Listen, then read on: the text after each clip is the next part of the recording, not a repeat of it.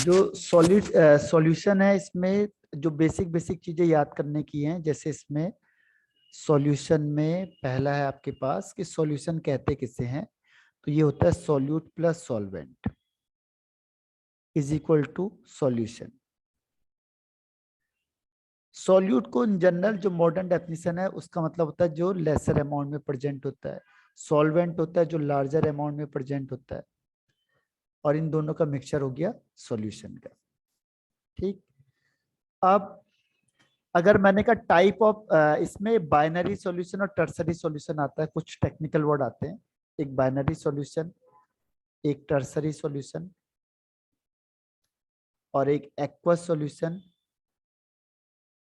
और एक होता है नॉन एक्वस सॉल्यूशन।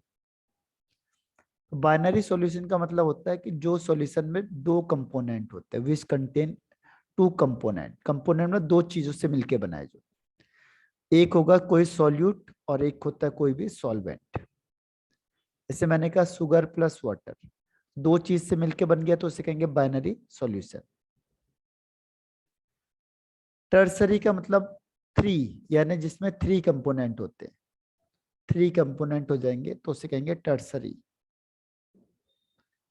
अब थ्री कोई से भी रख सकते हो आप इसमें, जैसे मैंने कहा NaCl, KCl एंड वाटर, तो तीन चीज आपने मिक्स कर दी तो हो गया टर्सरी। ठीक है, तो टर्सरी का मतलब थ्री कंपोनेंट होने चाहिए। अब थ्री में से कोई भी हो सकता है, टू टू सॉल्यूट हो सकता है और वन सॉल्वेंट हो सकता है, तो टू प्लस वन थ्री हो गए।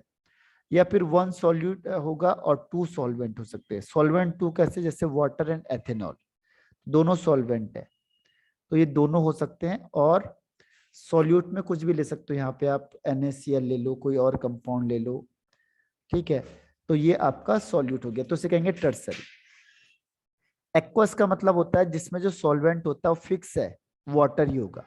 अगर सॉल्वेंट वाटर ही होता है तो उसे कहेंगे एक्वस सॉल्यूशन। और नॉन एक्वस का मतलब होता है सॉल्वेंट होगा जो अदर देन वाटर होगा। सॉल्वेंट क्या होगा, अदर देन वाटर, वाटर से हटके होगा। तो अगर वाटर से हटके होगा तो उसे कहेंगे नॉन एक्वस सॉल्यूशन। और एक्वस सॉल्यूशन हो जाएगा जिसमें सॉल्वेंट वाटर होगा। टर्सरी हो जाएगा जिसमें थ्री कंपोनेंट होते हैं। ठीक है, दो ये और एक ये, यानी दो सॉल्यूट एक सॉल्वेंट या। सर, हाँ जो सॉलिड स्टेट था ना कल, वो आपने वर्कशीट दी थी, हाँ। उसमें बस केस स्टडी के नहीं हुए थे मेरे से, बाकी सारे कर लिए। अच्छा अच्छा, चलो तो मैं करवा दूंगा आपको अभी। ठीक है, हाँ, तो यहाँ तक ही समझ में आ गया आपको। आगे। अब इसके बाद आता है एक है टाइप ऑफ सॉल्यूशन भी आता है आपके पास। टाइप ऑफ सॉल्यूशन में ये लेवल में क्वेश्चन पूछ लेता है वो, जैसे मैंने कहा सॉलिड सॉल्यूशन। जब कहेंगे सॉलिड सॉल्यूशन तो इसका मतलब क्या है, एक होता है आपके पास सॉल्यूट और एक होता है आपके पास सॉल्वेंट। तो जो सॉल्वेंट, देखो सॉलिड सॉल्यूशन बोला, इसका मतलब सॉल्वेंट होगा जो वो सॉलिड होगा। ठीक है, और सॉल्यूट कुछ भी हो सकता है, सॉल्यूट सॉलिड भी हो सकता है, लिक्विड भी हो सकता है और गैस भी हो सकता है। यानी ये कम अमाउंट में, इन जनरल कहें तो ये क्या होंगे, स्मॉल अमाउंट में। और ये जो है आपका ये वाला होगा आपका लार्ज अमाउंट का, लार्ज अमाउंट का। ठीक है, सॉलिड प्लस सॉलिड का जेम स्टोन वगैरह एग्जाम्पल होता है। लिक्विड सॉलिड में डालेंगे तो कौन सा एग्जाम्पल होगा,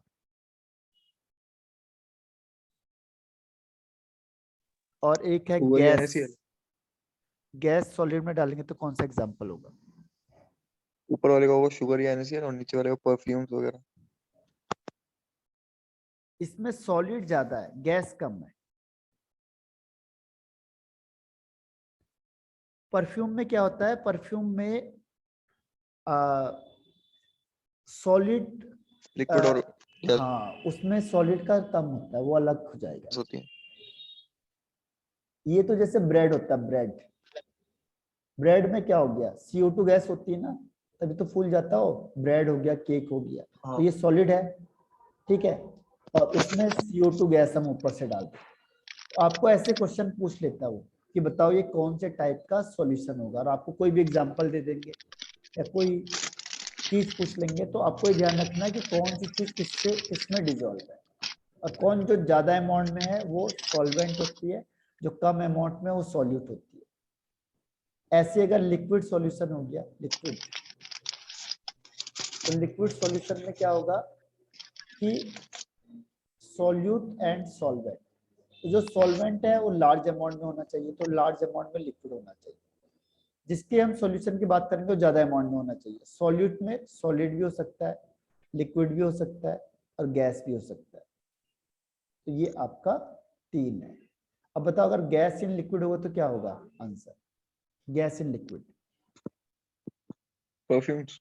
हाँ इसमें हो सकता है परफ्यूम वगैरह, क्योंकि जो लिक्विड होगा उसमें क्या होना चाहिए, गैस वगैरह होनी चाहिए। तो अब यहाँ से आगे हम बढ़ते हैं। तो ऐसे ही आपको कोई भी क्वेश्चन ये पूछ लेता है।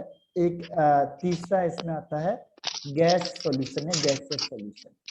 तो इसमें भी सॉल्यूट और सॉल्वेंट ले लेते हैं।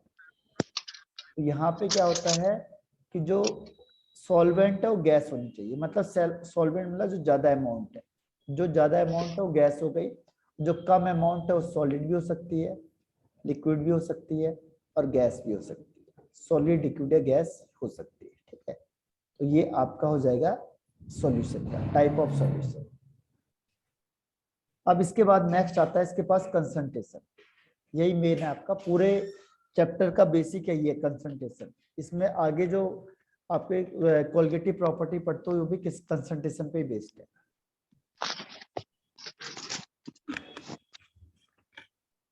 ठीक है, कंसंट्रेशन का मतलब होता है, कंसंट्रेशन में कौन कौन से हैं? पहला देखो परसेंटेज, परसेंटेज में होता है मास परसेंटेज, दूसरा वॉल्यूम परसेंटेज और थर्ड है mass volume percentage.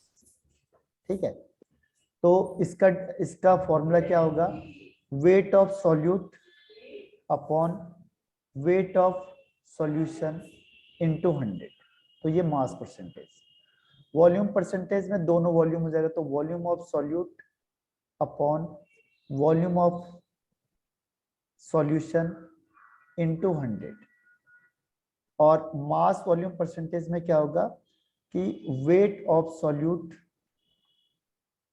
Upon volume of solution into 100।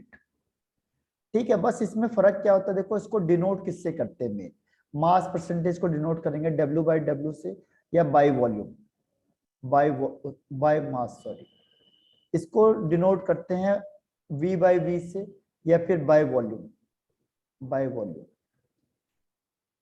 और इसको डिनोट करते हैं बाय, ये लिखेंगे W/V, और या फिर लिख देंगे इसको by mass volume, by mass volume.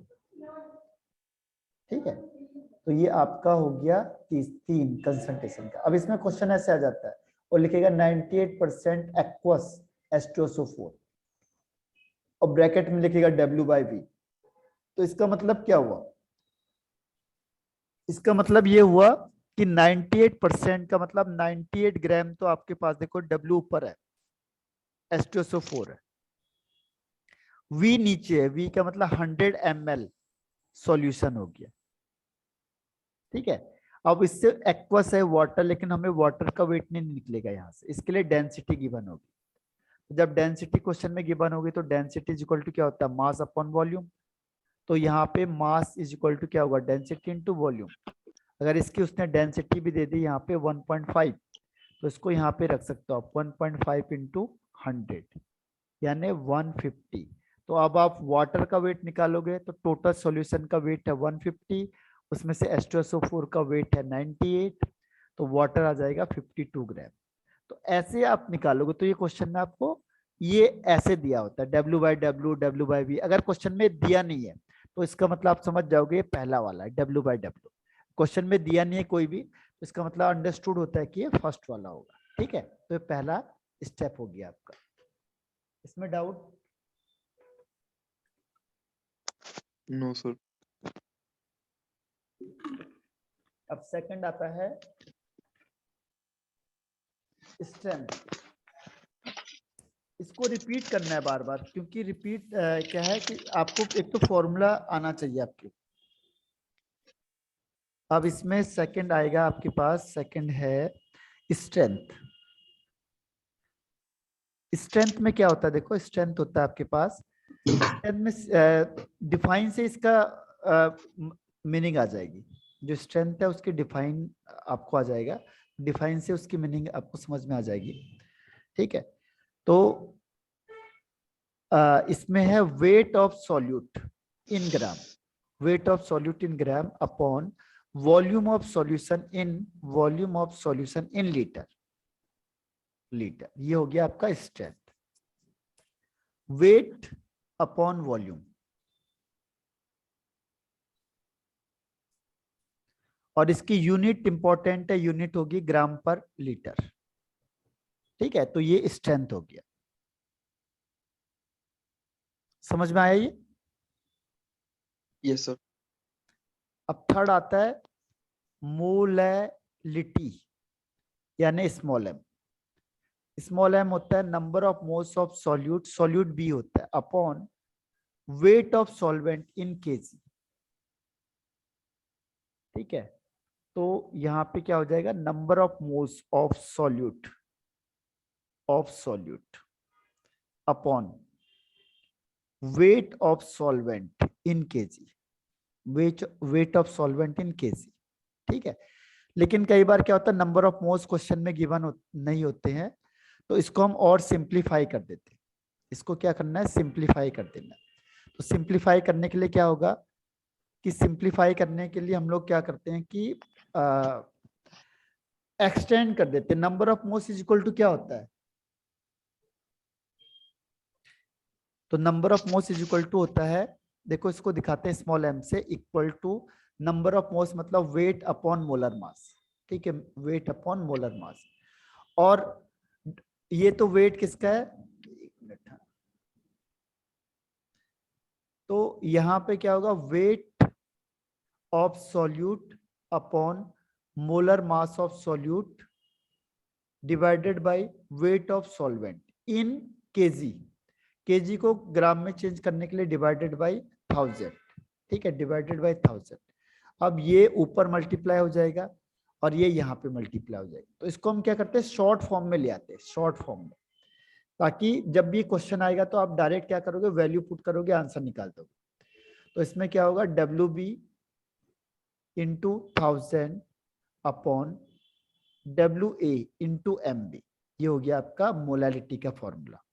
इसकी यूनिट क्या होती है, इसकी यूनिट अभी हमने निकाली थी मोल पर केजी, क्योंकि नंबर ऑफ मोल्स ऊपर होता है, केजी नीचे होता है, तो मोल्स पर केजी।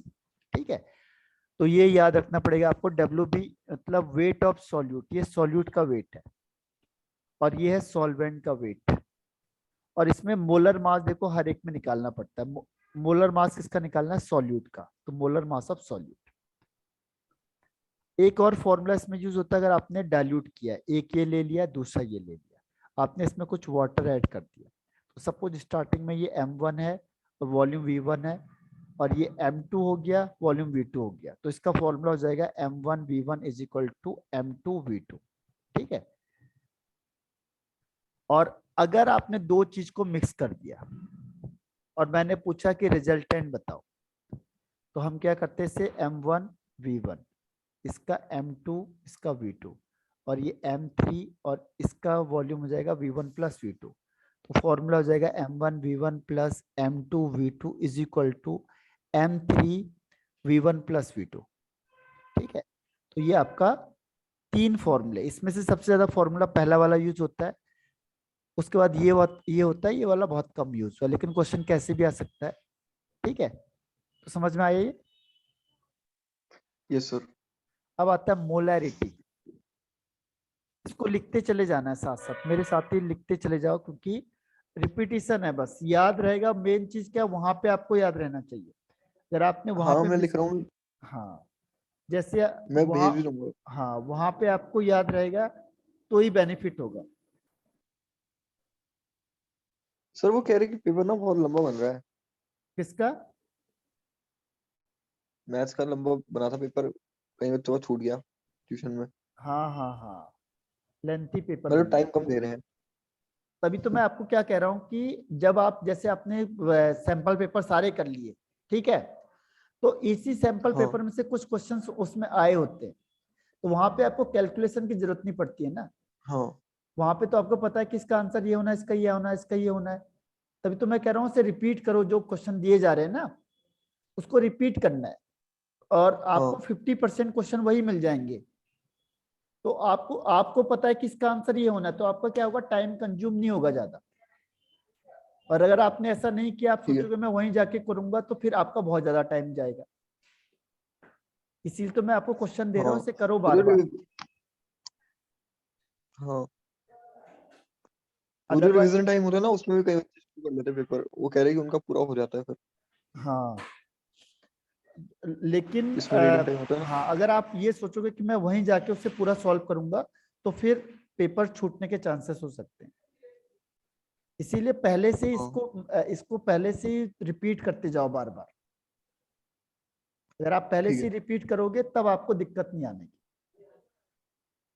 ठीक है। Yes sir. हाँ, तो अब तभी तो मैं आपको क्वेश्चन पेपर दिए पहले से भी, और उसके बीच बीच में सारे देते जा रहा हूँ कि आप उसे करोगे तो कई बार वही क्वेश्चन आ जाता है जो आपने उसमें देखा हुआ है। तो आपको पता है कि मैंने तो किया हुआ था, इसका आंसर ये होना है, तो आपको आंसर याद रहेगा, तो आपका टाइम कम कंज्यूम होगा, आप जल्दी जल्दी कर लो। यही बेनिफिट था। इसीलिए जो प्रैक्टिस होती है उसका मेन रीजन यही है कि आप कई चीजें, जब आपको आंसर पता है कि ये क्वेश्चन तो आपने 10 बार किया हुआ है, तो आपको वहां पे टाइम नहीं लगेगा, फटाफट हो जाएंगे। और अगर आपने वहां पे नहीं किया तो वहां पे आप सोचते रहोगे, सोचोगे तो आपका टाइम जाएगा वहां पे, और फिर उसकी वजह से क्या होगा, पेपर छूट जाएगा। और ठीक है। उसके हड़बड़ाहट में कई क्वेश्चन गलत हो जाते हैं। तो इसीलिए अभी से ये जो टाइम मिल रहा है इसको प्रैक्टिस करो, यही मैं कह रहा हूँ आपसे कि बार बार देखो क्वेश्चन आंसर, जो नहीं आते उससे फिर पूछो। अगर यही क्वेश्चन इनमें से आ गया तो फिर आप कैसे करोगे वो डिपेंड करेगा। ठीक है। अब मोलैरिटी का देखो, मोलैरिटी होता है number of moles of solute upon volume of solution in litre. ठीक है, ये लीटर में होना चाहिए। तो नंबर ऑफ मोल्स क्या होता है, wait upon molar mass upon volume upon 1000। तो ये लीटर से ml में चेंज हो जाएगा, ये यहाँ मल्टीप्लाई, ये यहाँ, यानी एक चेंज हो जाएगा बस। देखो WB into 1000 upon MB into volume इन ml। ठीक है, ये हो गया आपका मोलैरिटी। अब मोलैरिटी का एक फॉर्मूला ये हो गया, इसका यूनिट होती है मोल पर लीटर। अब एक और फॉर्मूला वही हो गया, जैसे अगर दो चीज आप डाइल्यूशन करोगे तो ये M1V1 is equal to M2V2। और अगर आपने दो चीज मिक्स कर दी और तीसरे का पूछा है, तो इसका भी वही फॉर्मूला होगा, M1V1 plus M2V2 is equal to M3V1 plus V2। ठीक है, तो ये आपका मोलैरिटी वाला हो गया। ठीक। Yes sir. अब इसमें आता है मोल फ्रैक्शन। मोल फ्रैक्शन क्या होता है, मोल फ्रैक्शन इससे दिखाते हैं। तो मोल फ्रैक्शन सपोज दो कंपोनेंट ही देता है आपके पास, बस ज्यादा नहीं देता है। इसके जो नंबर ऑफ एम होता है वो मोल्स सेम होता है ना तीनों। है। जो एम होता है वो सेम होता है ना दोनों में। किस दोनों में? M1V1 plus M2V2 is equal to नहीं नहीं नहीं, M3। नहीं जो अलग M3 होगा ना, होता है। अलग होगा। उसमें देखो ये है ना, अगर मैंने कहा कि सपोज मैंने एक HCl ले लिया, HCl ले लिया 0.1 m HCl, और इसको मैंने मिक्स कर दिया दूसरे में, इसी में कर दिया 0.5 m HCl, और ये ले लिया 50 ml, और ये ले लिया 100 ml, तो दोनों अलग अलग है। ये अलग हो गया, ये अलग हो जाएगा। और जब वो बोलेगा कि दोनों को मिक्स करके अब ये बन गया, अब बताओ इसका कितना होगा। ठीक है, तो ये अलग हो सकता है, ये M1 अलग होगा, V1 अलग होगा, M2 अलग होगा, V2 अलग होगा। ठीक। हाँ तो इसका फॉर्मूला वो हो जाएगा M1V1 plus M2V2 is equal to M3। हाँ, V1 प्लस V2। हम्म। अब है मोल फ्रैक्शन। मोल फ्रैक्शन, मोल का फ्रैक्शन मतलब टोटल एक है मोल, इसी के अलग अलग पार्ट हो जा रहे हैं। तो इसमें क्या है, दो कंपोनेंट ले लिया आपने A और B, तो इसमें नंबर ऑफ मोल्स A और ये number of moles of B। ठीक है, तो यहाँ पे फॉर्मूला क्या होगा, mole fraction of A is equal to number of moles of A upon number of moles of A plus B। ये हो गया मोल फ्रैक्शन। अब आपको मोल फ्रैक्शन में वे नंबर ऑफ मोल्स नहीं दिया होता, तो इसे फिर एक्सटेंड करना है। Weight of A upon molar mass of A upon weight of A upon molar mass of A plus weight of B upon molar mass of B. ठीक है, आपको ये ध्यान रखना है इसमें। और इन दोनों का प्लस 1 होता है, तो आपको दूसरे को निकालने की जरूरत भी नहीं है। दूसरा क्या होगा, 1 से माइनस कर देना बस, तो भी निकल जाएगा। और वैसे अगर दूसरे का भी फॉर्मूला क्या होगा, यही होगा, एन बी ऊपर आ जाएगा बस, N B N A plus N B.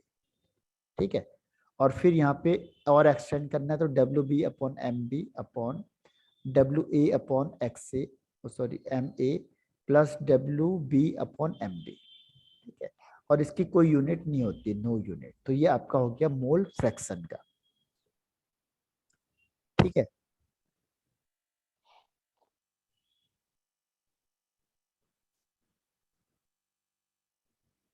एक सेकंड बस मैंने लिख लिया है।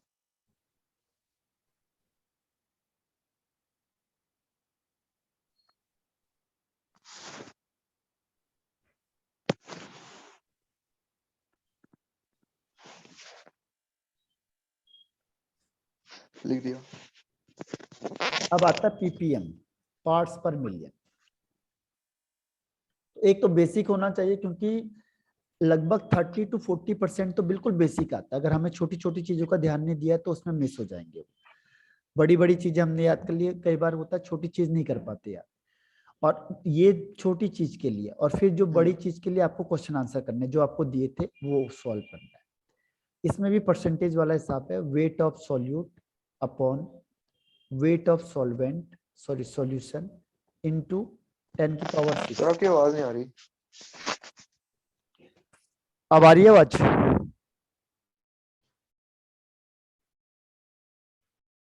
आवाज आ रही है अब? हेलो, आवाज आ रही है?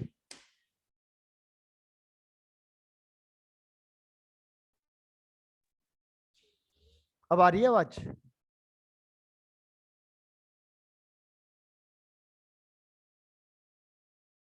1 ppm, ppm मीन्स होता है पार्ट्स पर मिलियन, पार्ट्स पर मिलियन। अब आवाज आ रही है?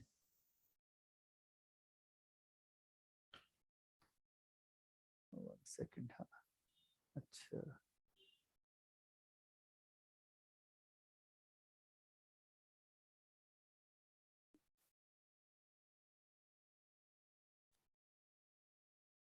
अब आ रही है आवाज? अब आ रही है। अच्छा, तो पार्ट्स पर मिलियन होता है, पीपीएम मीन्स पार्ट्स पर मिलियन, और इसका फॉर्मूला भी वही होता है जो परसेंटेज का फॉर्मूला होता है। ठीक है, same like percentage. Mass of solute, हाँ, mass of solution. Weight of solute upon weight of solution into 10 की पावर 6, क्योंकि मिलियन का मतलब होता है 10 की पावर 6, 1 मिलियन मीन्स 10 की पावर 6। ठीक है, और इसको परसेंटेज में भी चेंज कर सकते हो आप। परसेंटेज के लिए जैसे मैंने कहा 50% एक्स है, अब इसको पीपीएम में चेंज करना है। तो मुझे क्या करना है कि जो वेट ऑफ सॉल्यूट है वो दे दिया आपको 50 ग्राम, जो वेट ऑफ सॉल्यूशन है परसेंटेज का मतलब पर 100, तो पर 100 का मतलब सॉल्यूशन 100 ग्राम है। अब इसको यहाँ पे रखो फॉर्मूले में, फॉर्मूले में पीपीएम का क्या हो जाएगा, 50 अपॉन 100 इंटू 10 की पावर 6। 100 मतलब 10 की पावर 2। अच्छा, एक जीरो से एक जीरो हटा दो, यहाँ से एक जीरो से एक जीरो हट जाएगा, तो ये जाएगा 5 इंटू 10 की पावर 5। ठीक है, ये पीपीएम में चेंज हो जाएगा। तो आप इसे चेंज कर सकते हो, परसेंटेज टू पीपीएम या पीपीएम टू परसेंटेज। ठीक है, तो ये पहला स्टेप कंप्लीट होता है आपका कंसंट्रेशन वाला। अब इसमें मेन आता है हेनरी लॉ।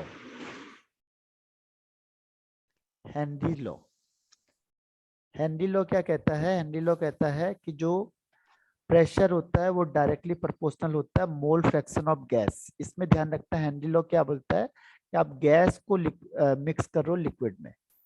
ठीक है, गैस इन लिक्विड। तो हेनरी लॉ कहता है कि गैस को अगर आप लिक्विड में मिक्स करोगे तो जो प्रेशर होता है वो डायरेक्टली प्रोपोर्शनल होता है सॉलिबिलिटी के। ठीक है, सॉलिबिलिटी, या इसे क्यों कहते हैं, मोल फ्रैक्शन।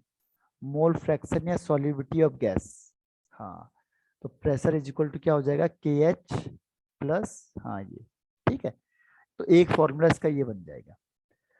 अब जो के एच होता है, एक और फॉर्मूला, इसमें दो फॉर्मूला है, एक तो ये बन गया, एक दूसरा फॉर्मूला है इसमें। एक दूसरा फॉर्मूला क्या है कि जो मास ऑफ गैस है per unit volume is directly proportional to pressure. अगर ये प्रोपोर्शनल साइन हटेंगे तो क्या आएगा, कांस्टेंट आएगा, पीएच। तो दो फॉर्मूले में से कोई भी फॉर्मूला आपसे पूछ सकता है, तो पहला स्टेप ही है आपका, ठीक है।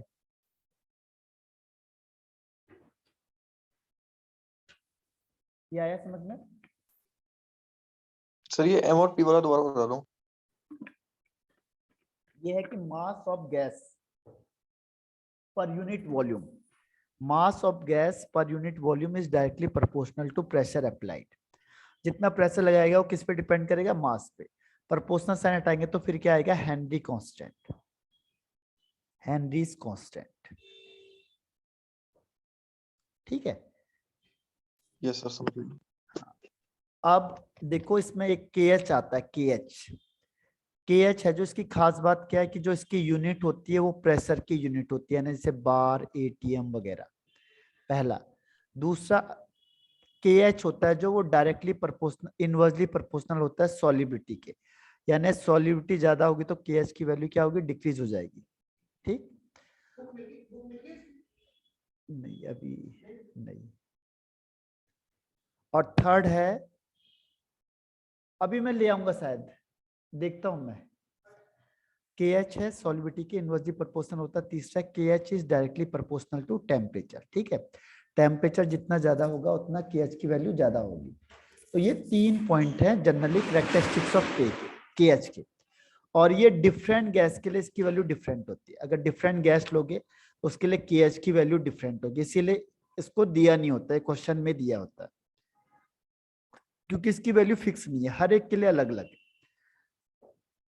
तो ध्यान रखना के एच सॉल्युबिलिटी के इनवर्सली प्रोपोर्शनल। तो इसमें कई बार ये क्वेश्चन दिया भी था आपको, जो क्वेश्चन भेजा था मैंने उसमें क्वेश्चन है भी, रिपीट करना आपने, ये मत सोचो क्योंकि क्वेश्चन उन्हीं में से आएंगे तो रिपीट करके आपको याद हो जाना चाहिए। इससे यही फायदा होगा कि वहां पे आपको टाइम कंज्यूम कम मिलेगा। जैसे आप देखोगे जो जो क्वेश्चन आपको हाँ। आते हैं वो फिक्स क्या होगा, जल्दी कर दोगे तो टाइम उसमें नहीं लगेगा आपको। तो पहले पूरा पेपर को एक नजर से पूरा मार के देखो और उसमें देखो कि कौन सी चीज आपको 100% आ रही है, वो कर दो पहले। जब उसके बाद फिर उस पर लगाना टाइम जो कंज्यूमिंग होगा थोड़ा बहुत, फिर न्यूमेरिकल लास्ट में करना। अब इसके बाद देखो इसकी डिमेरिट्स है।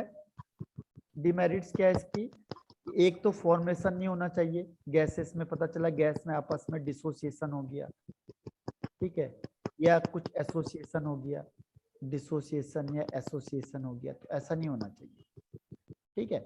या कोई भी केमिकल रिएक्शन फॉर्मेशन नहीं होना चाहिए गैस का आपस में, यानी गैस इनर्ट होनी चाहिए, आपस में अनरिएक्टिव होनी चाहिए, ठीक है। और आइडियल कंडीशन में होनी चाहिए, आइडियल कंडीशन। दो चीज है इसमें जो इसकी ये क्या है, लिमिटेशन है, ठीक है। और इसमें इसका एप्लीकेशन आता है, एप्लीकेशन में पहला यही है कि जो कार्बोनेटेड बीवरेजेस होते हैं जैसे कोल्ड ड्रिंक हो गए और आपका सोडा वाटर, यानी सॉफ्ट ड्रिंक एंड ये सोडा वाटर हो गए, कार्बोनेटेड बीवरेजेस, उसे क्या करते हैं अंडर हाई प्रेशर में रखते हैं हम लोग, हाई प्रेशर में। तो उसका रीजन यही है, प्रेशर जितना ज्यादा होगा उतना जो CO2 गैस उसमें होती है उतनी ज्यादा सॉलेबल होगी, तो उसका टेस्ट भी उतना अच्छा होगा, ठीक है, इसीलिए। दूसरा स्कूबा डाइवर्स में, जब आप स्कूबा डाइविंग करते हो तो उसमें क्या होता है कि जो नाइट्रोजन सिलेंडर होता है उसमें नाइट्रोजन गैस को हम यूज नहीं करते हैं। अब पहले वो ब्लड के साथ बबल्स बना देती है। हाँ, उसकी जगह पे हम हीलियम को यूज करते हैं, ठीक है, क्योंकि नाइट्रोजन है जो ब्लड के साथ क्या होती है, ज्यादा सॉलेबल होती है, मोर सॉलेबल। और जब सॉल्युबल होगी तो जैसे ही जब आप यहाँ से नीचे, तो ठीक है नीचे तो आप ये नाइट्रोजन गैस डिजोल्व हो गए, लेकिन जैसे आप नीचे से ऊपर आओगे ये क्या होगा, क्योंकि जितनी ज्यादा डिजोल्व होगी क्या होगा, जैसे प्रेशर ज्यादा किया आपने तो सॉल्युबिलिटी बढ़ गई, तो ब्लड के साथ ज्यादा डिजोल्व हो गया। लेकिन जैसे आप नीचे से ऊपर आ गए तो क्या होगा, प्रेशर डिक्रीज होगा। जब प्रेशर कम होगा तो सॉल्युबिलिटी भी क्या होती जाएगी, कम होती जाएगी। तो सॉल्युबिलिटी कम होगी तो जो नाइट्रोजन गैस है वो क्या करेगी, बबल्स के फॉर्म में निकलती है। ठीक है, बबल्स के फॉर्म में ब्लड से बाहर निकलेगी। जब ब्लड से बाहर निकलेगी तो अब ये क्या करेगी, बॉडी को प्रेशराइज करेगी, और उसकी वजह से आपको क्या होगा, बहुत ज्यादा पेन होता है, उसे बैंड कहते हैं, और इसकी वजह से सडन डेथ भी हो सकती है, बहुत ज्यादा डेंजरस होता है। तो इसीलिए इसको अवॉइड करने के लिए क्या करते हैं, हीलियम गैस को यूज करते हैं। ये हीलियम क्या होती है, लो सॉलेबल होती है ब्लड के साथ, तो जब घुलेगी नहीं तो प्रेशर कहाँ से लगाएगी ज्यादा। ठीक है, जब ये क्या है, लेस सॉल्युबल है तो ये घुली डिजोल्व भी नहीं हो रही है, तो जब प्रेशर ज्यादा है तब भी नहीं घुल रही है, तो जब नीचे से ऊपर जाएंगे तो भी क्या होगा, ये प्रेशर लगाएगी नहीं। इसकी वजह से इसका कोई गलत इंपैक्ट पड़ने का नहीं। तो इसका मेन रीजन क्या है, लो solubility of helium with blood. तो ये रीजन है इसका स्कूबा डाइवर्स। इसके अलावा तीसरा इसमें आता है, जब आप हाई एल्टीट्यूड में जाते हो, हाई एल्टीट्यूड, हाई एल्टीट्यूड में क्या होता है कि जब आप ऊपर की तरफ जाओगे तो प्रेशर डिक्रीज होता है। प्रेशर डिक्रीज होगा तो ऑक्सीजन है जो उसकी अमाउंट भी क्या होती जाएगी, डिक्रीज होती जाएगी। अमाउंट डिक्रीज होती जाएगी तो क्या होगा, ब्रीथिंग में दिक्कत आएगी। ठीक है, ब्रीथिंग डिफिकल्ट हो जाएगा, और जब ब्रीथिंग डिफिकल्ट हो जाएगा तो यहाँ पे आपकी जो थिंकिंग एबिलिटी होती है, थिंकिंग एबिलिटी वो डिक्रीज हो जाती है, क्योंकि हमारी बॉडी में एयर क्या होता है, लैक ऑफ एयर होता है। तो थिंकिंग एबिलिटी क्या होती है, डिक्रीज हो जाती है, क्योंकि हमारी बॉडी में ऑक्सीजन है जो लैक ऑफ ऑक्सीजन, इसकी वजह से, लैक ऑफ ऑक्सीजन की वजह से। तो यहाँ पे एक डिजीज है, इसे कहते हैं एनॉक्सिया। एनॉक्सिया मतलब थिंकिंग एबिलिटी कम हो जाना, तो उसे कहते हैं एनॉक्सिया। ठीक, तो ये हाई एल्टीट्यूड है। तो ये इसी को बताता है कि अगर प्रेशर ज्यादा होगा तो क्या होगा, सॉल्युबिलिटी ज्यादा होगी, प्रेशर कम हो गया तो सॉल्युबिलिटी एयर की कम हो जाएगी। तो ये हेनरी लॉ पे डिपेंड करता है। ठीक है, तो ये इसके एप्लीकेशन होते हैं। हाँ, प्रेशर प्रेशर ज्यादा, डिक्रीज हुआ ना ऊपर। हाँ जब ऊपर जाओगे तो प्रेशर कम हो जाएगा, और प्रेशर डिक्रीज होगा तो ऑक्सीजन गैस क्या होंगे, दूर दूर चले जाएंगे। ठीक है, ऑक्सीजन क्या होगा, इसकी सॉल्युबिलिटी कम हो जाएगी, यानी ये दूर दूर चले जाएंगे, वॉल्यूम कम हो जाएगा, वॉल्यूम ज्यादा हो जाएगा, सॉरी। तो ऑक्सीजन क्या हो गया, पहले पास था अब दूर दूर हो गया, तो आपको सांस लेने में दिक्कत आई। तो जब जो माउंटेनियर जाते हैं वो ऑक्सीजन सिलेंडर ले जाते हैं, इसकी वजह से कि वहां पे ऐसी दिक्कत ना आए।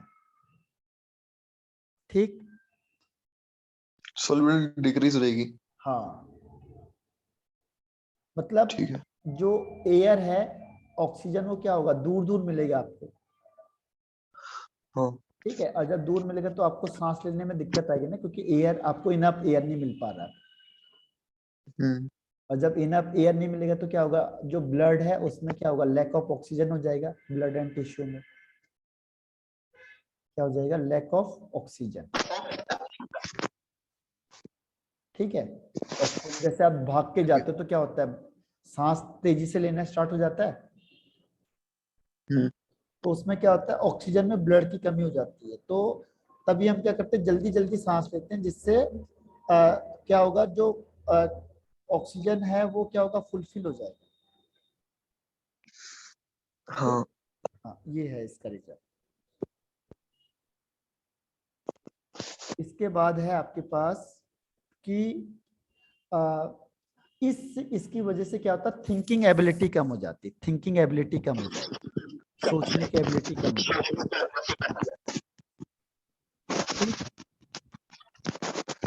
इसे कहते हैं एनॉक्सिया, एनॉक्सिया। तो अब ये टाइम खत्म हो गया, रिज्वाइन करना है फिर सेम आईडी पे। ठीक, ठीक है। रिज्वाइन करो सेम आईडी। Yes sir.